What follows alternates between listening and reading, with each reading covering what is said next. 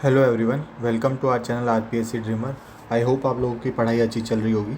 तो आज मैं आप लोगों के सामने जो जनरल स्टडीज़ 1 2 3 4 आरएस मेंस के अंदर जो आते हैं अलग अलग सब्जेक्ट्स, उसकी बुक लिस्ट के बारे में आपको डिस्कस करूँगा कि किन सोर्सेज से हमको पढ़ना चाहिए ताकि जो है हमें एग्ज़ाम के अंदर जो है हमारा आउटपुट अच्छा निकल सके और हम जो एक्सपेक्टेड रिज़ल्ट है हमारा उसको अचीव कर सकें। तो इसको विदाउट वेस्टिंग मच टाइम हम इसको स्टार्ट करते हैं। तो जनरल स्टडीज़ 1 जो है उसके अंदर ब्रॉडली अगर हम देखें तो हिस्ट्री आता है, आर्ट एंड कल्चर आता है, इकोनॉमिक्स आता है और 3 छोटे सब्जेक्ट्स आते हैं जिसमें आता है sociology, management and accounting and auditing. तो सबसे पहले मैं बताता हूँ आपको कि जो हिस्ट्री के सोर्सेज क्या होने चाहिए। तो हिस्ट्री में जो है हमारी मॉडर्न हिस्ट्री आती है, इंडियन मॉडर्न हिस्ट्री आती है। तो इसमें 3 चीज़ें होती हैं ब्रॉडली, स्पेक्ट्रम, शून्य एंड कंवल सर के जो नोट्स हैं सारथी आईएएस के, उन तीनों में से किसी एक को फॉलो कर सकते हैं आप। अगर स्पेक्ट्रम, अभी चूँकि समय की कमी है तो स्पेक्ट्रम की जो है अगर आप समरी भी पढ़ते हैं तो वो भी मोर देन सफिशिएंट होगी। और अगर स्पेक्ट्रम की समरी रिलेटेड अगर आपको कुछ भी चाहिए तो वो मैं आपको टेलीग्राम चैनल पे इसको जल्दी ही अपलोड कर दूंगा, तो आप वहाँ से रेफ़र इसको कर सकते हैं। इसके अलावा शून्य के जो नोट्स हैं, शून्य अकेडमी के नोट्स काफ़ी अच्छे रहते हैं, मार्केट के अंदर अच्छे चलते हैं, तो वो या फिर कंवल सर के जो नोट्स हैं सारथी आईएएस के, वो भी आपके लिए सफिशिएंट इसके अंदर रहेंगे। ठीक है, तो इन तीनों में से कोई भी अगर नोट्स की अवेलेबिलिटी अगर आपको नहीं मिलते हैं, एक बार आप सर्च कीजिएगा, टेलीग्राम पे आपको मिल जाएंगे, अवेलेबल हो जाएंगे। लेकिन अगर फिर भी आपको नहीं मिलते हैं तो आप मुझे जो है कमेंट सेक्शन या फिर जो है टेलीग्राम की जो हमारी चैनल बना रखा है हमने, वहाँ पर आप मुझे बता सकते हैं, तो मैं उसको वहीं अपलोड कर दूँगा। दूसरा आता है राजस्थान का जो हिस्ट्री वाला पोर्शन है, वो मैं चाहूँगा कि आप पैनोरमा से ही करें। अब जो टेलीग्राम चैनल पे बहुत सारे बच्चों का ये डाउट रहता है कि सर हम जो है इसको कन्वर्ट नहीं कर पा रहे हैं या फिर जो है हमको इंग्लिश में कहाँ पर नोट्स मिलेंगे। तो देखिए मैं बताता हूँ आपको, मेरा मीडियम भी एक्चुअली इंग्लिश ही रहा है, तो मुझे भी स्टार्टिंग में इसी तरीके के डाउट्स आते थे कि क्या मैं मतलब इंग्लिश के जो सोर्सेज हैं उन पर रिलाई करूँ या फिर मुझे मतलब बहुत ज़्यादा दिक्कत रहती थी।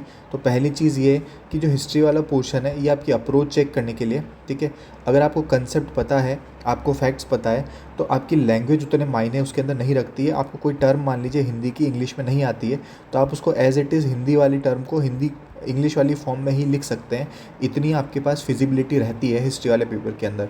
तो इस वजह से मैं चाहूँगा कि आप इस सोर्स को जो है स्किप ना करें, ये हिंदी में ही अवेलेबल है और आप इसको हिंदी में पढ़िए, ठीक है। चूँकि आपको हिंदी वाला एग्ज़ाम देना भी है, ठीक है, पेपर 4 में आपकी हिंदी है, तो आप उससे बच नहीं सकते। तो आप जो है जो भी इंग्लिश मीडियम के स्टूडेंट्स हैं उनको मैं चाहूँगा कि आप लोग ये पैनोरमा पढ़ें, इसको अच्छे से पढ़ें, ठीक है। और इसके फिर नोट्स बना दीजिए। अगर आपको टाइम नहीं मिल पा रहा है आप हिंदी में नोट्स बनाइए, लेकिन आपको फैक्ट्स याद होने चाहिए, ठीक है। ठीक है, फैक्ट्स याद होने चाहिए। आप बाद में ऑटोमेटिकली आप हिंदी से इंग्लिश कन्वर्ट कर देंगे वहाँ एग्ज़ाम के अंदर, अगर आपको फैक्ट्स याद हैं तो, ठीक है। तो ये चीज़ मैं आपको कहना चाहूँगा। इसके अलावा मार्केट के अंदर बहुत सारी इंग्लिश में आती है बुक्स, बट वो रेलेवेंट नहीं रहेगी। इस बुक का ऑल्टरनेटिव आज की तारीख में कोई भी नहीं है, ये मैं आपको कह सकता हूँ। तीसरा आता है वर्ल्ड। तो वर्ल्ड हिस्ट्री की जो बुक आती है वो आती है आरबीएसई बोर्ड की क्लास 11th की जो बुक आती है, वो मेरे पास इंग्लिश में अवेलेबल है। अगर आप लोगों को आरबीएसई की साइट पर अगर मिल जाती है तो वेल एंड गुड, नहीं तो आप मुझे जो है डायरेक्टली मैसेज कर दीजिएगा कि सर हमें जो है आरबीएसई बोर्ड 11th की बुक इंग्लिश मीडियम में चाहिए। हिंदी वालों के लिए तो ईजी है, बट अगर जिनको इंग्लिश में नहीं मिल पा रही है वो मुझे कमेंट सेक्शन में बता दीजिएगा, मैं उसको टेलीग्राम चैनल पे अपलोड कर दूंगा।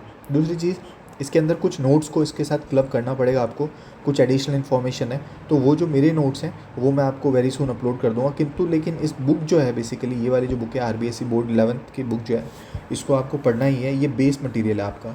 इसके बाद फिर इन पे आपको बिल्डअप करना है, ठीक है। तो ये आपके हिस्ट्री के सोर्सेज थे। आई होप आप लोगों को क्लियर होंगे।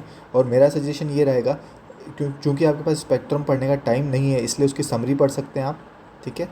और अगर आप चाहिए तो फिर कंवल सर के जो नोट्स हैं सारथी आईएएस वाले, वो भी मैं अवेलेबल करवा दूंगा आपको, या फिर टेलीग्राम चैनल पे आपको मिल जाएंगे। अगला आता है आर्ट एंड कल्चर वाला portion, very very important portion. ये हम क्या करते हैं, हमारी जो एक अप्रोच ये रहती है, इस बार जो बच्चों के मार्क्स कम आने का ये भी एक रीज़न है कि जो इंडियन मॉडर्न हिस्ट्री उनको तो इन्होंने बहुत अच्छे से पढ़ के गए, बट वो आई सिर्फ 7 मार्क्स की, और ये जो है सबसे ज़्यादा मार्क्स इसने यहाँ पे कैरी किए थे, आर्ट एंड कल्चर, और वो भी इंडियन आर्ट एंड कल्चर। तो इसमें एनसीईआरटी आती है, फाइन आर्ट्स की जो बुक आती है एनसीईआरटी, उसको क्लब करना है आपको नितिन सिंघानिया के साथ, ठीक है। तो यहाँ से आपका ये डाटा कवर हो जाएगा, ठीक है। तो नितिन सिंघानिया जी की बुक आती है, आई नो कि वो बल्कि बुक है, लेकिन उसमें जो है कुछ चीज़ें ऐसी है जो कि आपके लिए काफ़ी ज़्यादा हेल्पफुल रहने वाली है, ठीक है। तो आपको एनसीईआरटी की फ़ाइन आर्ट्स को पहले पढ़ना है, उसके बाद नितिन सिंघानिया के अंदर उसमें वैल्यू एडिशन करते चले जाना है। दूसरा आता है राजस्थान का जो आर्ट एंड कल्चर है, उसके लिए आपको पैनोरमा ही पढ़नी है। ये जो पैनोरमा आती है एक ही बुक है जिसमें हिस्ट्री भी है प्लस आर्ट एंड कल्चर भी है। प्लस मैं आपको चाहूँगा कि राजस्थान का जो history and art and culture वाला पोर्शन है, उसमें आप एक चीज़ की ही ध्यान रखिएगा कि राजस्थान में मॉडर्न हिस्ट्री पर आपको ज़्यादा फोकस करना है, ठीक है, प्लस आर्ट एंड कल्चर पे फोकस करना है। यानी कि एंशेंट और मिडाइवल पे आपको उतना फोकस नहीं करना है, आर्ट एंड कल्चर वाले सेक्शन पे ज़्यादा फोकस करना है, जैसे कि हमारी सभ्यताएं हो गई, ठीक है, हमारे कॉइन्स हो गए, इन चीज़ों पे आपको ज़्यादा ध्यान देना है, ठीक है। थर्ड आता है इकोनॉमिक्स। तो इकोनॉमिक्स के लिए वैसे मैंने अलग से सेपरेट उसके बारे में बता रखा है, बट फिर भी मैं चाहूँगा कि आप एक बार इसमें देख लीजिए कि इकोनॉमिक सर्वे, लेटेस्ट बजट, ठीक है, और उसके साथ साथ आरबीएससी क्लास 12 की जो बुक आती है, आरबीएससी क्लास 12 इसलिए क्योंकि इसमें माइक्रो प्लस मैक्रो दोनों ही एक साथ ही दे रखा है, ठीक है। राजस्थान के अंदर जो है सर्वे, बजट और करंट अफेयर्स के साथ उसको क्लब करना है। करंट में बेसिकली पॉलिसीज़ जो गवर्नमेंट लेके आ रही है टाइम टू टाइम, और उसके साथ साथ जो स्कीम्स लेके आती हैं उन स्कीम्स को भी आपको देखना है, ठीक है। थर्ड आता है वर्ल्ड हिस्ट्री। तो इसमें तीन चीज़ें हैं, तीन ही चीज़ें दे रखी है आपको, आईएमएफ, डब्ल्यूटीओ और वर्ल्ड बैंक, तीनों की वेबसाइट्स को आपको विजिट करना है, रिपोर्ट्स वगैरह देखनी है उनकी, कोई पब्लिश करते हैं।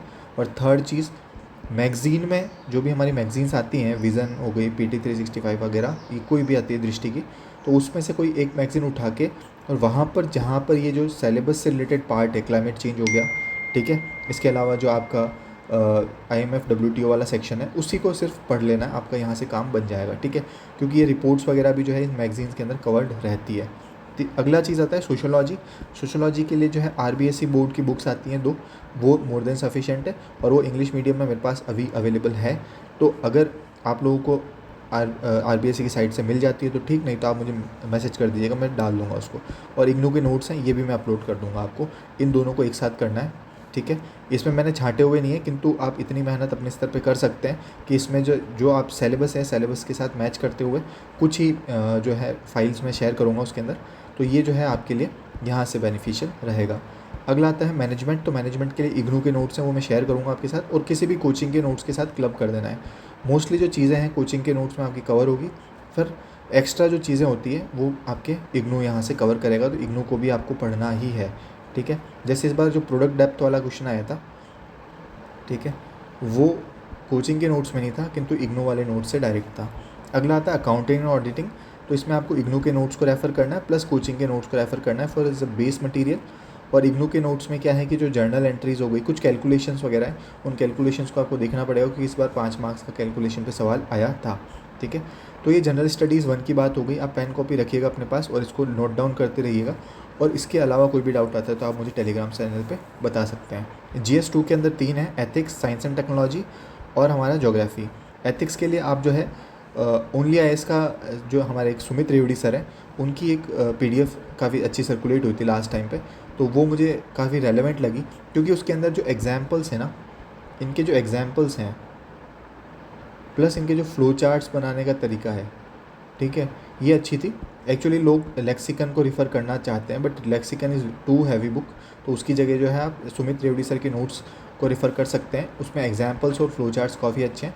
इस पूरी बुक को नहीं पढ़ना है आपको, जो सिलेबस ओरिएंटेड पार्ट है आपका उसी को कवर करना है, और उसके साथ साथ कोचिंग के नोट्स को आप उसके साथ क्लब कर दीजिएगा। सिर्फ कोचिंग नोट्स पढ़ने से आपको काम नहीं बनेगा। अगला आता है साइंस एंड टेक्नोलॉजी। तो इसमें आपको मल्टीपल सोर्सेज के ऊपर रिलाई करना पड़ेगा। अगर कोई मेरे से ये बोले कि सर साइंस एंड टेक्नोलॉजी की कोई एक बुक बता दीजिए, तो एक बुक यहाँ पे मार्केट में कोई भी अवेलेबल नहीं है। आपको स्लो बाय स्लोली जो है बिल्डअप करना पड़ेगा। बेसिक्स के लिए जैसे कि जो बेसिक वाला पोर्शन है आपके सिलेबस के अंदर, वो आपका एनसीईआरटीज़ और कोचिंग नोट्स, इन दोनों से कवर होगा, ठीक है। मोस्टली कोचिंग नोट्स कर लेंगे, नहीं तो एनसीईआरटीज़ से वो पोर्शन कवर होगा, जो बेसिक्स वाला पोर्शन, जो स्टैटिक पार्ट है।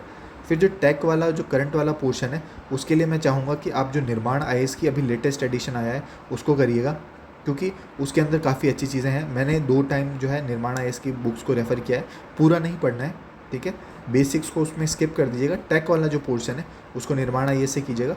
इसके अलावा भी कुछ नोट्स अगर आपको इसमें चाहिए, जो मैंने थोड़े वैल्यू एडिशन के लिए डाले थे, तो वो आप मेरे को कमेंट सेक्शन टेलीग्राम पे बता दीजिएगा, मैं उसको भी अपलोड कर दूंगा। तीसरी चीज़ आती है मैगजीन से आप डे टू डे जो साइंस एंड टेक वाला पोर्शन है उस पर आपको अपडेट रहना ही पड़ेगा, ठीक है।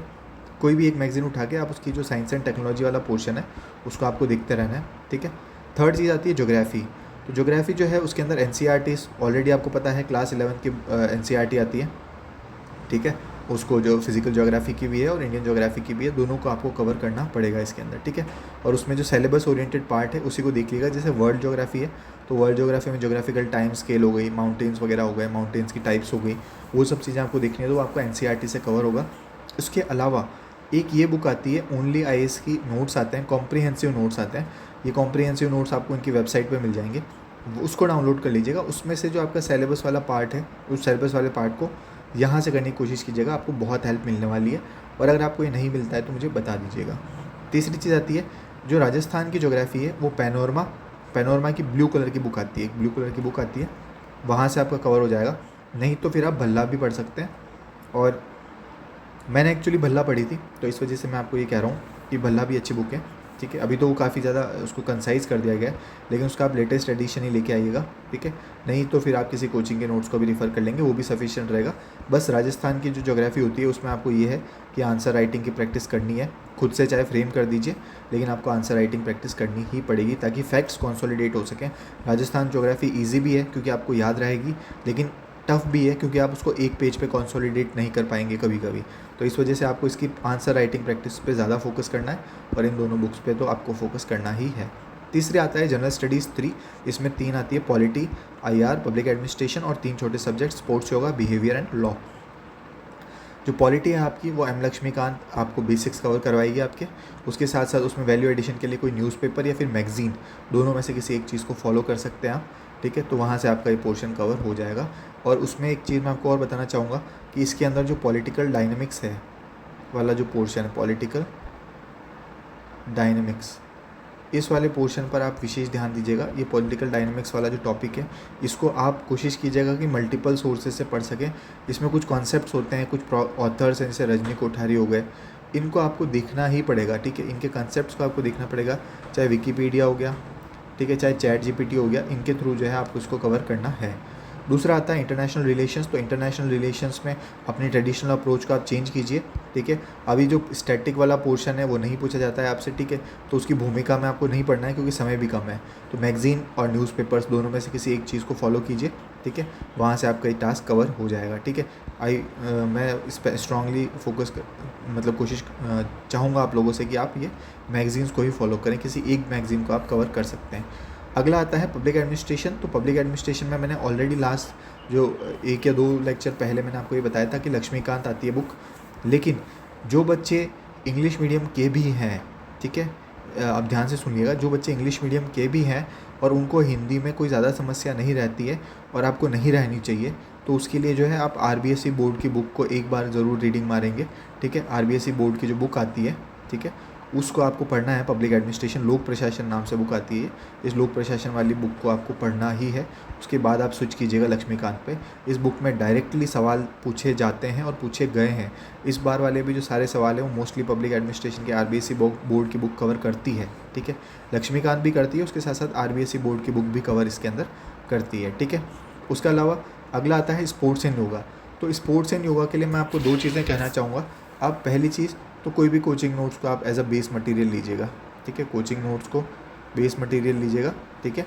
उससे आपका योगा वाला पोर्शन कवर हो जाएगा। किंतु जो आरपीएससी का एक ट्रेंड है कि जो स्पोर्ट्स योगा वाला पोर्शन होता है उसको ज़्यादा से ज़्यादा टफ बनाने की कोशिश करती है आरपीएससी।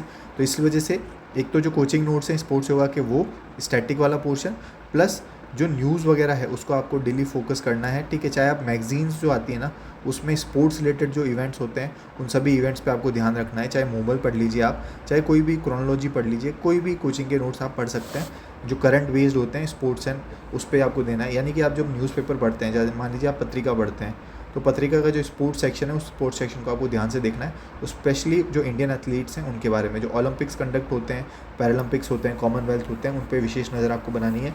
राजस्थान के प्लेयर्स कहाँ कहाँ क्या क्या कर रहे हैं उनके बारे में भी आपको ध्यान रखना है। दूसरा आता है बिहेवियर। तो बिहेवियर के लिए NCERTs are more than sufficient. Class 11 class 12 के कुछ टॉपिक्स हैं सिलेबस से रिलेटेड, उन्हीं को आपको कवर करना है, ठीक है। तो एनसीईआरटी इज़ मस्ट। और एनसीईआरटी की लैंग्वेज जो है बिहेवियर के अंदर, साइकोलॉजी के अंदर जो बिहेवियर की इसकी जो लैंग्वेज है वो एज इट इज़ आपको पेपर के अंदर आनी चाहिए, ठीक है। आप अपने मन से मत लिखिएगा या फिर किसी भी कोचिंग के कन्वर्टेड नोट्स नहीं पढ़ने हैं, ठीक है। जो नोट्स उन्होंने कन्वर्ट कर रखे हैं हिंदी टू इंग्लिश उनको नहीं पढ़ना है। एनसीईआरटी को पढ़ना ही है, ये मस्ट है। मैं आपको बता रहा हूँ, और ये स्कोरिंग जोन है, ठीक है। बिहेवियर वाला स्कोरिंग जोन है आपके इस पूरे पेपर के अंदर। जिन बच्चों के स्कोर नहीं आए हैं उन्होंने अगर इस लैंग्वेज को नहीं फॉलो किया एनसीईआरटी को, तो उनका स्कोर नहीं आया यहाँ पे, ठीक है। पिछली बार पॉलिटी टफ था, आईआर टफ था, पब्लिक एडमिनिस्ट्रेशन ईजी था, स्पोर्ट्स एंड योगा टफ था, लॉ टफ था, बिहेवियर वाला ईजी सेक्शन था। तो इस वजह से जिन्होंने एनसीईआरटी की लैंग्वेज लिखी उनको मार्क्स मिलेंगे और मिले होंगे, आगे आप देखिएगा जब कॉपीज़ आएंगी। किंतु जिन्होंने अपनी लैंग्वेज में लिखा है वहाँ पे इसके मार्क्स नहीं मिलते हैं। तो इसीलिए मैं आपको चाहूँगा कि आप एनसीईआरटी पर स्पेसिफिकली फोकस करेंगे, उसी की लैंग्वेज को आप एज इट इज़ क्रैम करने की कोशिश करेंगे, रटने की कोशिश करेंगे, ठीक है। अगला आता है लॉ।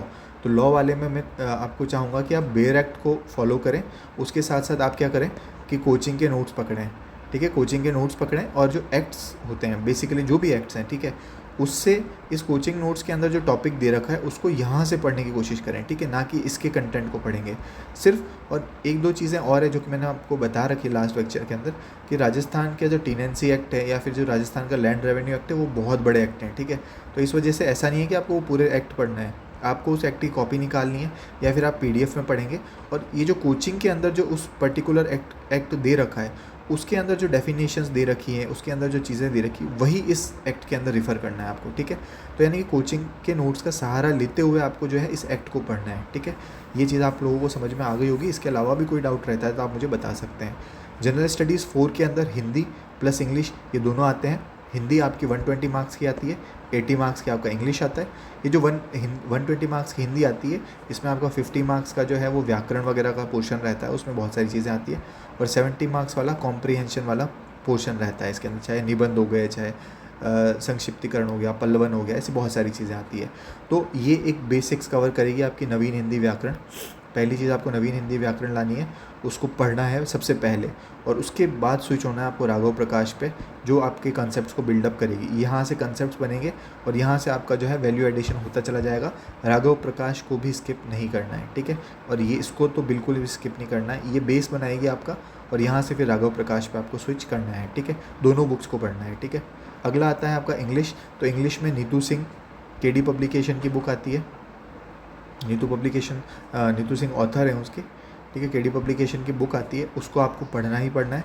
और उसके साथ साथ आपको क्या करना है, यूट्यूब की कोई भी प्लेलिस्ट होती है ना जो एसएससी सीजीएल की ग्रामर कवर करवा रही है, ठीक है। प्लेलिस्ट, मैं आपको मैराथन की बात नहीं कर रहा हूँ, मैं प्लेलिस्ट की बात कर रहा हूँ। आप ये टाइप कर लीजिएगा यूट्यूब पे एसएससी सीजीएल प्लेलिस्ट, ठीक है। तो उस पर कुछ चैनल आएंगे जहाँ पे उन्होंने प्लेलिस्ट ऑलरेडी डाल रखी होगी। उसमें जो आपका सिलेबस है, जैसे आर्टिकल्स, डिटर्मिनेंट्स, टेंसेस, प्रीपोजिशंस, ठीक है, नाउन, जो भी टॉपिक्स आपके दे रखे हैं उन सभी टॉपिक्स को ही उस प्लेलिस्ट में ढूंढ के और आपको सॉल्व करना है, ना कि आप जो है पूरे के पूरे सारे लेक्चर्स देखने लग गए। नहीं, अगर सब्जेक्ट वर्ब एग्रीमेंट नहीं है आपके सिलेबस में तो आपको सब्जेक्ट वर्ब एग्रीमेंट को नहीं पढ़ना है, ठीक है। ये चीज़ आपको क्लियर होनी चाहिए, ठीक है। तो यानी कि अब आपको जो है सारे जो सोर्सेज वगैरह हैं वो कवर हो चुके होंगे, एंड इस सोर्सेज के अलावा आपको कहीं भी बाहर जाने की ज़रूरत नहीं है। इनको आप जो है रिवाइज़ करेंगे, और ये मैं बता रहा हूँ आपको काफ़ी क्योंकि समय कम है ना, तो आप जो है इसकी कोशिश कीजिएगा जल्दी से जल्दी कवर हो सके। और एक्चुअली देखो, मैं आपको पहले भी बताता हूँ कि जो आरएस का जो एग्ज़ाम होता है ना, वो एक बहुत ही इंटीग्रेटेड परीक्षा होती है। इसमें आप सिर्फ प्री पास करके कुछ नहीं हो पाएगा, आपका सिर्फ मेंस पास करके कुछ नहीं हो पाएगा। आपको प्री, मेंस और इंटरव्यू तीनों की इंटीग्रेटेड तैयारी करनी चाहिए। चलिए, इंटरव्यू को अगर हम स्किप भी कर दें तो मेंस की तैयारी आपकी बहुत स्ट्रांग होनी चाहिए, और उसके लिए एक अच्छा खासा समय चाहिए आपको, ठीक है। और स्कोर अच्छा आने का रीज़न भी यही रहता है, जब जिन बच्चों का स्कोर अच्छा आएगा उन्होंने इस सोर्सेज को बहुत अच्छे लंबे समय से प्रिपेयर किया है, ठीक है। लेकिन फिर भी आप जो है इसमें घबराए नहीं, ठीक है। आपको जहाँ कोई भी डाउट रहता है तो आप मुझे जो है कमेंट सेक्शन, टेलीग्राम, कहीं पे भी बता सकते हैं। मैं आपको कोई ना कोई ऐसी शॉर्ट तरीके से उसको जल्दी से जल्दी आपका कवर हो सके, उस रिलेटेड भी आस्पेक्ट में आपको गाइड में कर दूंगा। तो अपने आप पे कॉन्फिडेंस रखिए कि, और इसमें इतना भावुक नहीं होना है या फिर इतना आपको अंडर कॉन्फिडेंट नहीं होना है कि नहीं नहीं सर इतना सारा तो मैं कैसे कवर करूँगा या फिर कवर करूँगी। तो उसमें कोई दिक्कत नहीं आई। आपको कोई भी रिलेटेड डाउट रहता है तो आप मुझे बता सकते हैं। आपका जो है जितना भी आप पढ़ें उसको बहुत अच्छे से पढ़ें, ठीक है। ऐसा नहीं हो कि पूरा सिलेबस कवर करने के चक्कर में आप जो है कुछ चीज़ों को कुछ जोन्स जो होते हैं ना, अब मैं आपको एक चीज़ बता देता हूँ, कुछ जोन्स हमेशा अपने स्ट्रॉन्ग रखने की कोशिश कीजिएगा, ठीक है। एग्ज़ाम को क्रैक करने का एक तरीका होता है कि आप अपने जोन्स को बनाइए। आप खुद ये चीज़ समझ जाएंगे कि भाई मेरा कौन कौन से सब्जेक्ट्स ऐसे हैं। मान लीजिए कोई ऐसा बच्चा है जिसका साइंस एंड टेक्नोलॉजी बहुत अच्छा है, उसकी हिस्ट्री बहुत अच्छी है, ठीक है, उसका पबैड बहुत अच्छा है, ठीक है। तो try to score as maximum as in this, like 75 marks का ये, 65 मार्क्स का ये, 75 का ये, ठीक है। तो ये जो पोर्शन हो जाता है 150 और फिर ये जो टोटल मार्क्स हो जाते हैं लगभग 200 से ऊपर वाला, इसमें आप कोशिश कीजिए कि मैं 60 to 70% स्कोर करने की कोशिश करूँगा, because this is my strong zone, ठीक है। कुछ आपका एक ऐसा जोन होगा जो कि वीक होगा, उस वीक जोन में मान लीजिए किसी की इकोनॉमिक्स थोड़ी सही नहीं है, तो इस टाइम के अंदर आप इकोनॉमिक्स के अंदर जो मैंने आपको सोर्सेज बताए हैं एटलीस्ट उनको कवर कीजिए। बेसिक्स पे आपको फोकस नहीं करना है। अपना काम ये है कि आपके एग्ज़ाम में स्कीम आई, मैंने उस स्कीम को रटा और एग्ज़ाम के अंदर लिख दिया, ठीक है। आपको कोई नहीं पूछने जा रहा है कि आपने इकोनॉमिक्स में किस से पढ़ा है, मोरल से पढ़ा है, कहीं से पढ़ा है, कहाँ से पढ़ा है, ठीक है। आपका अल्टीमेट गोल ये होना चाहिए कि एग्ज़ाम के अंदर आपको स्कोर करके आना है। तो ये उन बच्चों के लिए बता रहा हूँ जिनकी स्ट्रैटेजी, जिनकी तैयारी अभी इकोनॉमिक्स में नहीं हो पाई है इतनी, उनको कॉन्फिडेंस नहीं आ रहा है, तो मैं आपको ये बता रहा हूँ कि स्कीम्स, बजट, इन्हीं चीज़ों को आप सरसरी निगाहों से अच्छे से देखिए, आप उनको, इनके स्कीम्स वगैरह पे ध्यान दीजिए और पॉलिसीज़ पे ध्यान दीजिए और उसको डिलीवर करने की कोशिश कीजिए, ठीक है। तो स्ट्रॉन्ग और वीक जोन्स को आइडेंटिफाई कीजिए, क्योंकि बहुत हेल्प मिलेगी आपको। जनरल स्टडीज़ 4 पे ऊपर फोकस करना है। कुछ बच्चों की हिंदी बहुत स्ट्रॉन्ग होगी, कुछ बच्चों की इंग्लिश बहुत स्ट्रॉन्ग होगी, लेकिन जिनकी इंग्लिश स्ट्रॉन्ग है वो ये ना समझे, क्योंकि उसके अंदर स्कोर एक लिमिटेड स्कोर ही आता है। आपकी हिंदी भी इक्वली स्ट्रॉन्ग होनी चाहिए, इक्वली नहीं तो भी आपकी कंपैरेटिवली स्ट्रॉन्ग होनी चाहिए, ठीक है। तो ताकि क्या है कि आप एक डिसेंट स्कोर 60-65 का लेके आ सकें, ताकि क्या है यहाँ पर अगर आप 30-35 भी स्कोर करेंगे तो आपका स्कोर जो है वो 90-100 के आसपास टच कर जाएगा, इतनी लो कट ऑफ के अंदर। तो ये बहुत अच्छा स्कोर रहता है, ठीक है। तो मैं आपको ये चीज़ कहना चाह रहा हूँ, ठीक है। तो आई होप आप लोगों को जो है सोर्सेज से रिलेटेड जो आपके डाउट्स थे वो सारे क्लियर हुए होंगे, ठीक है। इसके अलावा भी कोई भी सोर्स रिलेटेड डाउट या फिर कोई बुक आपको नहीं मिल रही है जो मैंने इसमें बताई है, ठीक है, आप मुझे कमेंट सेक्शन टेलीग्राम में बता लीजिएगा, ठीक है। मैं कोशिश करूँगा कि जो है कहीं से भी हो सके जहाँ तक, तो वो मैं अवेलेबल करवाऊँगा, और अगर नहीं भी अवेलेबल होती है तो मैं आपको उसी के इक्विवेलेंट एक अच्छा सोर्स आपको जो है अवेलेबल करवा दूँगा जो मेरे पास होगा उस समय, ठीक है। तब तक के लिए आप लोग पढ़ते रहिए। All the best for your exam. जो भी इस बार का मेंस लिख रहे हैं, चाहे जो नए आरएस की तैयारी कर रहे हैं, उन बच्चों को भी अभी से तैयारी में जुट जाना है, क्योंकि वैकेंसी निकलते और नहीं आते हुए ज़्यादा देर लगती नहीं है, और वो नई वैकेंसी फिर से निकलते हुए बहुत जल्दी निकलेगी। फिर आप सोचेंगे कि लास्ट में आप ज़्यादा हड़बड़ी में रहेंगे, तो वहाँ पे फिर आपकी तैयारी जो है वो अफेक्ट होती है, ठीक है। तब तक के लिए आप लोग पढ़ते रहिए। All the best for your exam. जय हिंद।